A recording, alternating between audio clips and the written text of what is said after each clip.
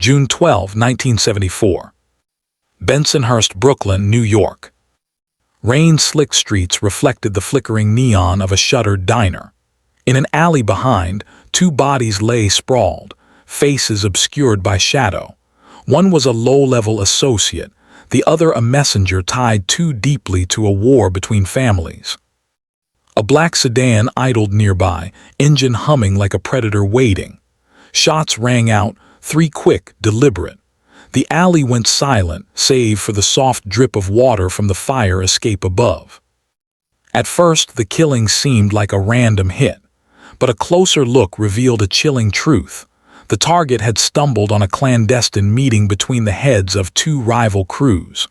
Notes, numbers, and ledgers, evidence that could have toppled alliances built over decades, were discovered in his coat pocket. This wasn't just murder, it was a message. The neighborhood whispered about disappearances, debts unpaid, and loyalties betrayed. Yet few dared connect the dots. The assassin's silence wasn't just law, it was survival. By the time the authorities arrived, the street was empty, save for the black sedan's fatting taillights. What started as an ordinary night had exposed the deadly calculus of power, secrecy, and betrayal inside Brooklyn's underworld. A world where one mistake could cost everything, and the truth was buried deeper than the victims themselves. Anthony Tony Rinaldi was born on March 3, 1948, in the tight-knit neighborhood of Bensonhurst, Brooklyn. The son of Italian immigrants, his childhood smelled of fresh bread from the bakery below his apartment and the constant hum of a bustling neighborhood where everyone knew everyone, or thought they did. His father, a dockworker with a temper as short as his patience, tried to steer Tony away from trouble. But Brooklyn streets whispered a different language. Respect, fear, and survival, all traded in unspoken codes. By age 14, Tony was running errands for local enforcers, delivering messages, collecting debts, and learning early how small mistakes could become deadly. He wasn't ambitious at first. He was curious, drawn to the rhythm of the underworld. Neighborhood boys became his mentors, teaching him how alliances were made and broken. In school, Tony was quiet, intelligent, and observant. Teachers saw potential, but his real lessons came at night, watching older men settle scores over cards, cash, and honor. He learned that loyalty was more than a word, it was currency. One wrong look, one whispered secret in the wrong ear could mark you for life or death. By his 20s, Tony had built a reputation for discretion and decisiveness. He carried himself with the calm of someone who knew the stakes but never showed fear. Friends called him reliable, rivals whispered about his ruthlessness. Yet beneath the tough exterior was a man shaped by poverty, pride, and an unshakable sense of family, a value both personal and professional. It was this blend of cunning and loyalty that would carry Tony into the heart of Brooklyn's most dangerous criminal networks.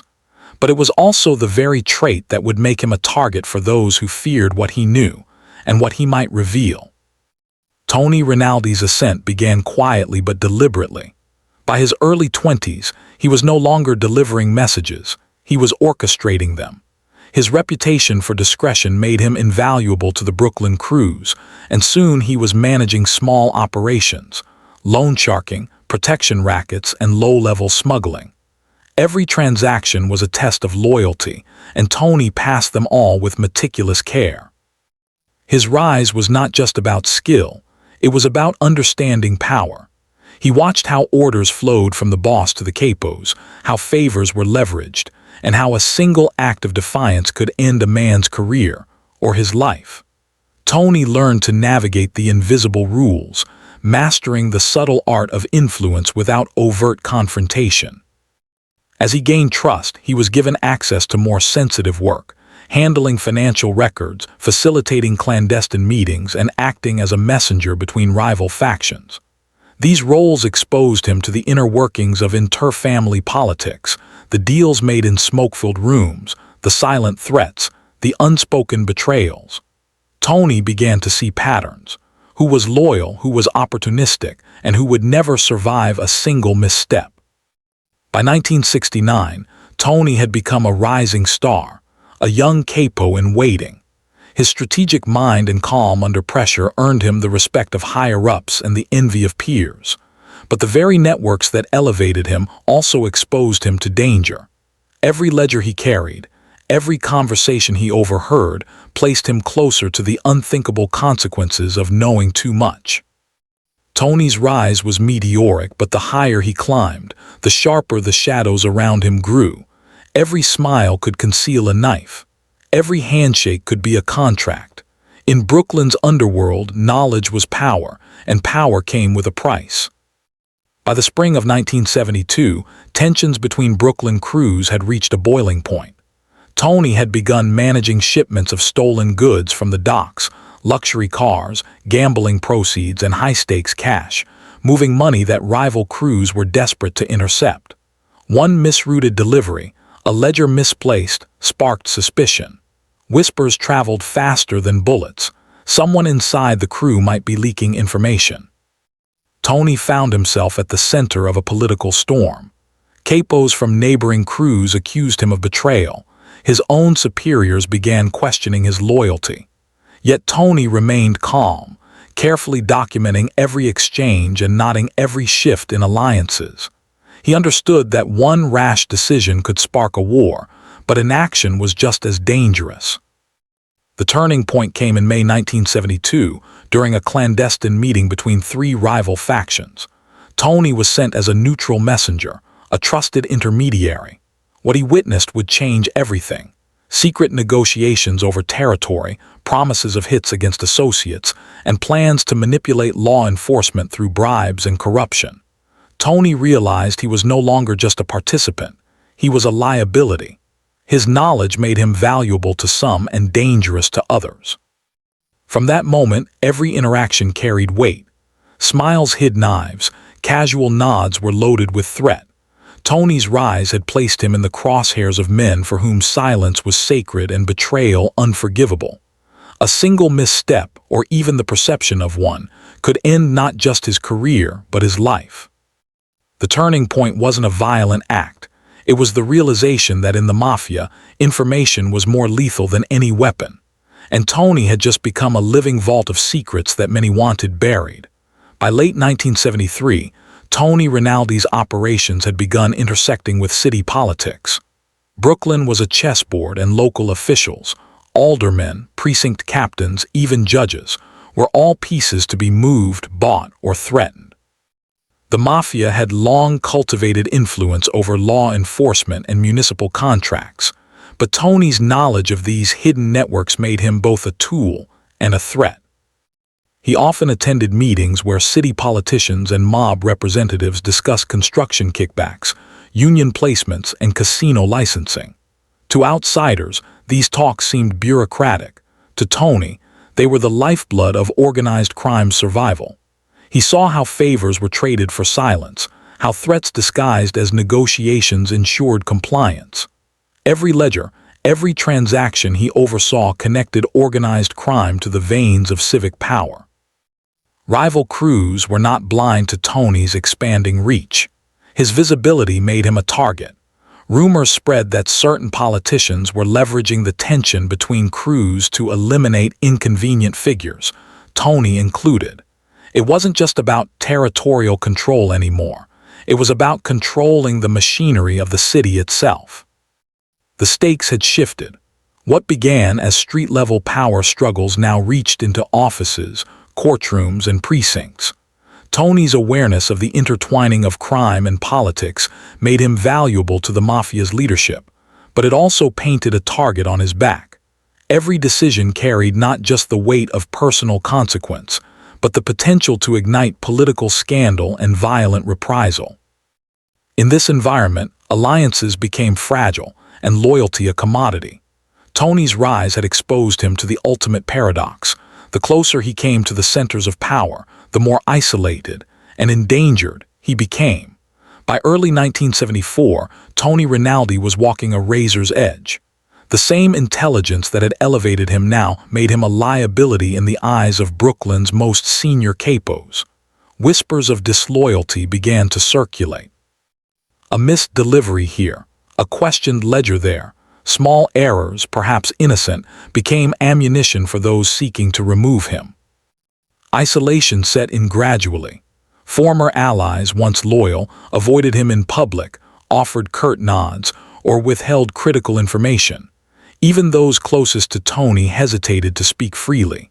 Fear had replaced trust. In the Mafia, one misstep could be fatal, and Tony's rising prominence had made him a threat to multiple power centers simultaneously. The betrayal was subtle. A rival faction leaked rumors of Tony's knowledge of inter-family negotiations, implying he might cooperate with law enforcement if pressured. Capos convened in secret to discuss the problem he had become. Tony, unaware of the depth of the conspiracy, continued his work, following orders and mediating disputes, never knowing that every decision he made was being scrutinized by men plotting his downfall. By June 1974, the tension reached a breaking point.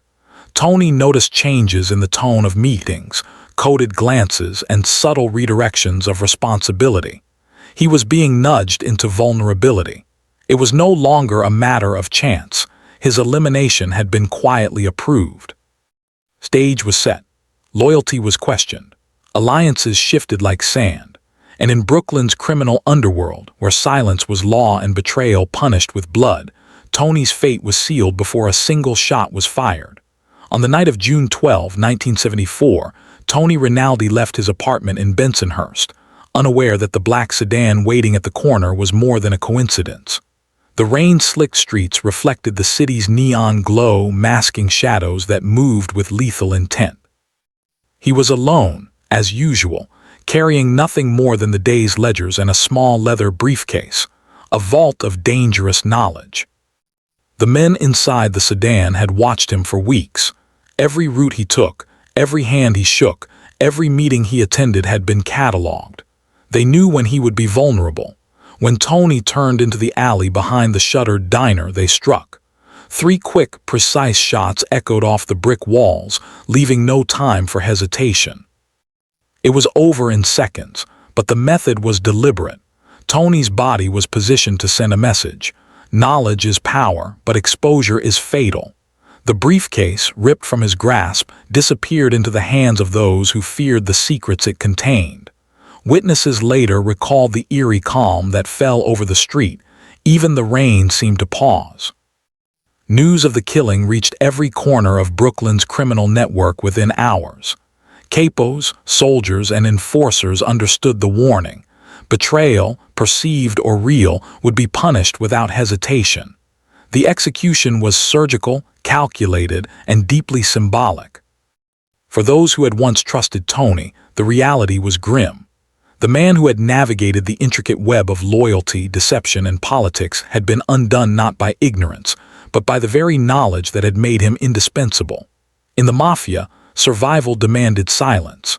Tony had known too much, and the price was life itself. Tony Rinaldi's murder sent shockwaves through Brooklyn's underworld.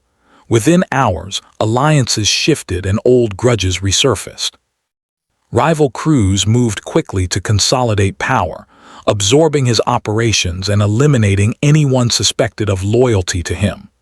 The black sedan, never found, became a symbol of the Mafia's reach, a reminder that some secrets were buried before the truth could breathe. Law enforcement arrived too late to gather any meaningful evidence. Witnesses were tight-lipped. Even casual observers had been warned by fear to say nothing.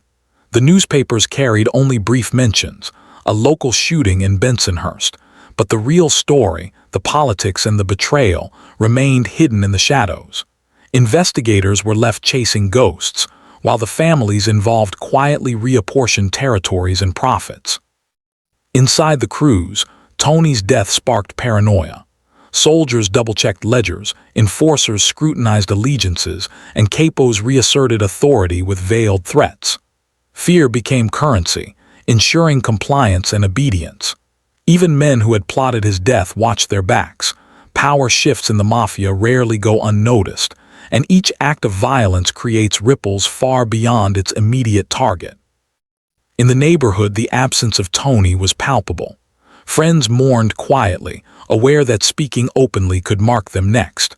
To outsiders, it appeared as another crime statistic, another violent episode. But to those who understood the underworld's hidden rules, it was a calculated warning. Knowledge can empower, but in the wrong hands it can destroy. Tony's death was more than a murder, it was a lesson. And in Brooklyn, lessons like this were remembered in silence. Tony Rinaldi's life and death reveal the paradox at the heart of organized crime. Power depends on knowledge, yet knowledge carries its own executioner. In the Mafia, loyalty is currency, silence is law, and even the most cautious man can become collateral when ambition, fear, and betrayal collide. His rise demonstrated the allure of influence, the intoxicating pull of being indispensable. His fall demonstrated the danger of being too informed, too trusted, too valuable. In the shadows of Brooklyn, every handshake, every ledger, every whispered conversation carried weight beyond comprehension. Tony's story reminds us that human ambition thrives on secrecy, and that secrecy can only survive if enforced with ruthless precision. Yet there is a haunting symmetry to it all. The same streets that nurtured Tony's ambition carried the instrument of his demise. The city's pulse, its politics, its crime, its silent witnesses, ensures that knowledge, power, and mortality are intertwined. His death is not just a story of a man murdered. It is a reflection of the immutable laws governing loyalty, trust, and survival in a hidden world. In the end, Tony Rinaldi exists both as a caution and a legacy, a man who understood too much, too soon, and paid the ultimate price. The black sedan waits in memory as a symbol of inevitability. In a world built on secrets, the cost of knowing can be absolute. The alley is silent, the ledger is gone, and yet the lesson remains.